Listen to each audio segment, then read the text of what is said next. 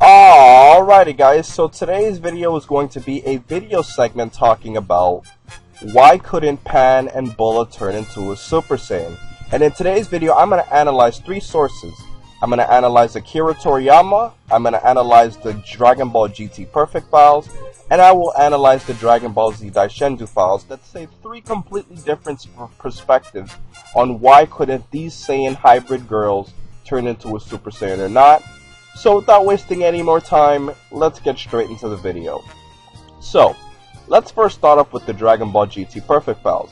Now, I'm sure some of you might not be fans of Dragon Ball GT, but the Dragon Ball GT Perfect files simply say that Pan and Bulla actually have the potential to turn into a Super Saiyan, and they would become a type of Super Saiyan that we have never seen before.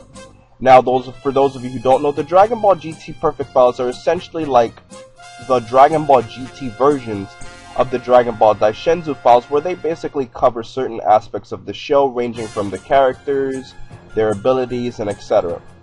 So, the GT Perfect files simply say that Pan and Bulla do have the capabilities to turn into a Super Saiyan based on the fact that they have at least one-fourth of their heritage is made up of Saiyan.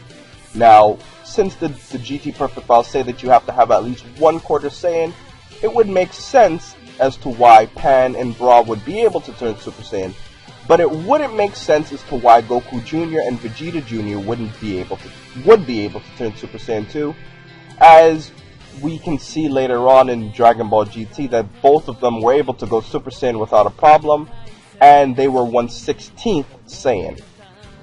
So, let's move on to the Dragon Ball Daishenju files. Now, the Dragon Ball Daishenju files actually say the polar opposite of the Dragon Ball GT Perfect files. The Dragon Ball Z Daishenju files say that the reason why Pan and Bulla were not able to turn into a Super Saiyan was, specifically speaking to Pan, was because she was 1/4 Saiyan and her blood was too diluted. But as I had mentioned before, and similarly, this is a contradiction, as we can see later on that Goku Jr. and Vegeta Jr. can turn into Super Saiyans, and Pan's 1/4 heritage would not be as significant as being 1/16th of a Saiyan.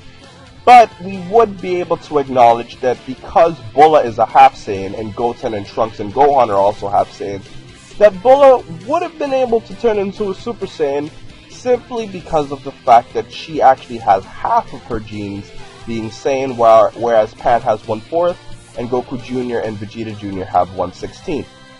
Now, let me tell you a little bit about what Akira Toriyama has said about the reason for these girls not being able to turn Super Saiyan. It's actually relatively simple.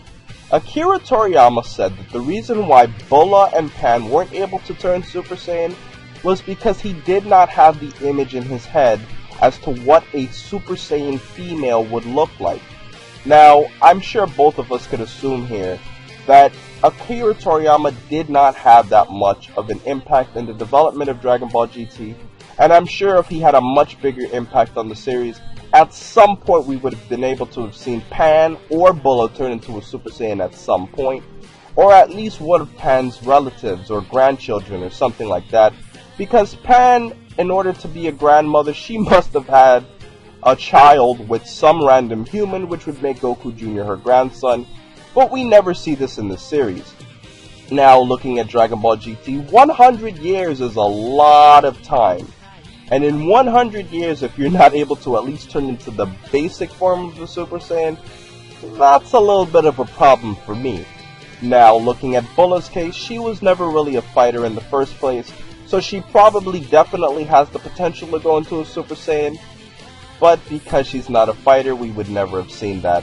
But Pan should have definitely been able to turn into a Super Saiyan, and in my opinion, it would have made the Dragon Ball GT series a much better series in my opinion. So guys, that's been my video for today. I hope you guys can now see why Pan and Bulla weren't able to turn into Super Saiyans, simply because the ideas were never brought up. Please remember to rate, comment, and subscribe, and remember, as I always say, to have a great day, guys.